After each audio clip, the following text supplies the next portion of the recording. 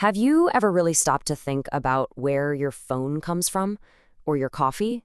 We tend to think of supply chains as, just logistics, boxes and ships and trucks, but that whole system, that invisible network, has become the new battleground for global power. And today, we're going to take a look at the front lines of this new conflict. So, it all comes down to this simple question, right? But the answer? It's gotten incredibly complicated. Because it turns out, the control of all that stuff isn't just in the hands of companies anymore. It's become a major strategic goal for some of the most powerful leaders on the entire planet. Now, to really get what's going on in this fight, we need to understand a key idea: supply chain transparency. And look, this is way more than just some corporate buzzword. It's about being able to see the entire journey of a product, from the raw materials in the ground all the way to your hands. It's the only way we can really see who's pulling the strings in this global game. And that right there, that's the heart of what we're talking about today. The fight for control over supply chains has officially moved out of the boardroom and into the war room. This is all about national security now. It's about economic dominance, and it's about projecting your influence across the entire globe. So, who's behind all this? I mean, who is really driving this massive shift? To understand the game, you've got to know the players. We're going to focus on three world leaders whose personal ambitions are literally redrawing the map of global trade as we speak. First up, you've got China's Xi Jinping. His number one motivation, his absolute core goal, is to secure the Communist Party's power forever. And for him, supply chains are a critical tool to make that happen. He calls it national rejuvenation, turning China into a high-tech superpower that can go toe-to-toe with the U.S. Everything else, especially individual freedoms, takes a backseat to stability and state control. Then you have the America First doctrine. This entire worldview sees global politics as a zero-sum game. If somebody else is winning, then America must be losing. It's all driven by this deep-seated belief that the U.S. has been ripped off for decades. So the goal is to tear up the old deals and renegotiate everything for clear, visible wins, putting national power way ahead of any global rules or agreements. And finally, there's Russia's Vladimir Putin.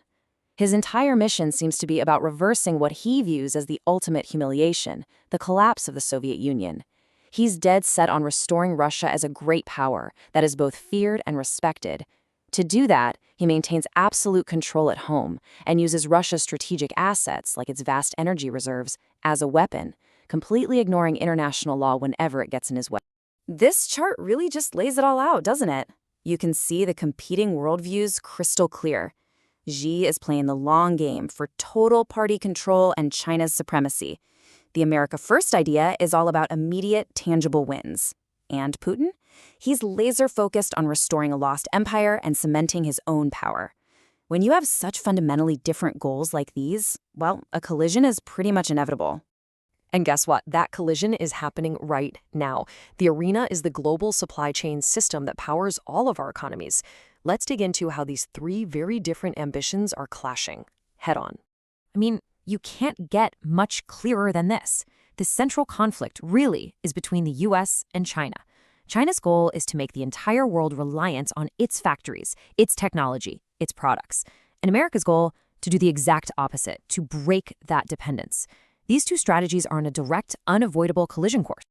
And listen, this isn't just some abstract theory. This is China's explicit, stated strategy. Xi himself has said that by tightening China's grip on global production, that very dependence becomes a weapon. It becomes a deterrent to stop any other country from trying to push back or break away. It is economic leverage on a truly global scale. And then you throw Putin's Russia into the mix as this massive disruptor. After the 2022 invasion of Ukraine, what did Russia do? It weaponized its energy supply, literally turning off the gas to Europe. That single move was a brutal wake-up call, confirming that critical resources are now tools of war.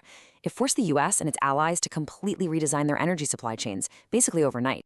Okay, so you're faced with China's long-term strategy and Russia's disruptive tactics. How does the United States respond? Well, it's not just about tariffs anymore. We're talking about a fundamental effort to remake the entire map of global production. And this slide right here shows you just how huge that challenge is. See, the real story isn't about who mines all the minerals for things like batteries, it's about who processes them. And China has methodically created a choke point, refining the vast majority of critical minerals like cobalt and lithium. This means even if a friendly country mines something, it often still has to go through China to be used. That control over the midstream, that's where the real power is. So in response, the U.S. is running a whole new playbook.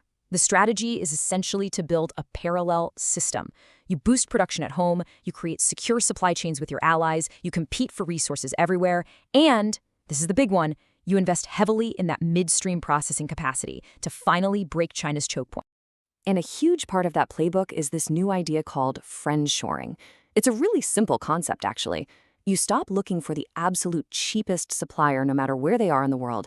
Instead, you build your critical supply chains so they operate exclusively within a network of trusted allies. It's a major shift from pure economic efficiency to geopolitical security. But here's the thing. Building this new, resilient system, it isn't just about geopolitics and rocks.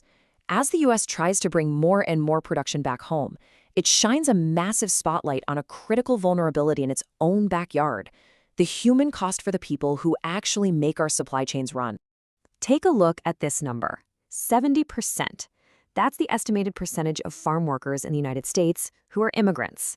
They are, quite literally, the foundation of America's domestic food supply. And this heavy reliance on migrant labor creates a really fragile link in our own chain.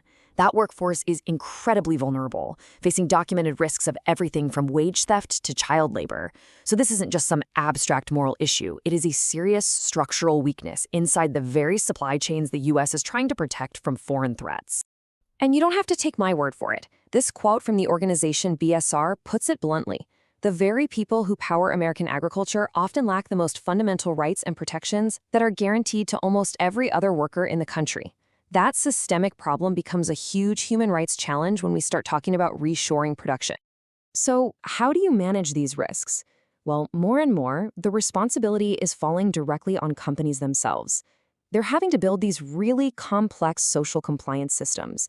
It means they have to actively find the risks in their own supply chains, they have to monitor their suppliers, and they have to fix the violations to make sure their products are not just secure, but also ethical. Which, of course, leaves us with this one big final question. The era of a single, interconnected global market that was all about finding the cheapest price, well, that era might be over. Are we now heading into a future of fractured supply chains built not on global cooperation, but on geopolitical alliances and deep-seated rivalries? It really feels like the invisible lines that connect our world are being completely redrawn right before our eyes.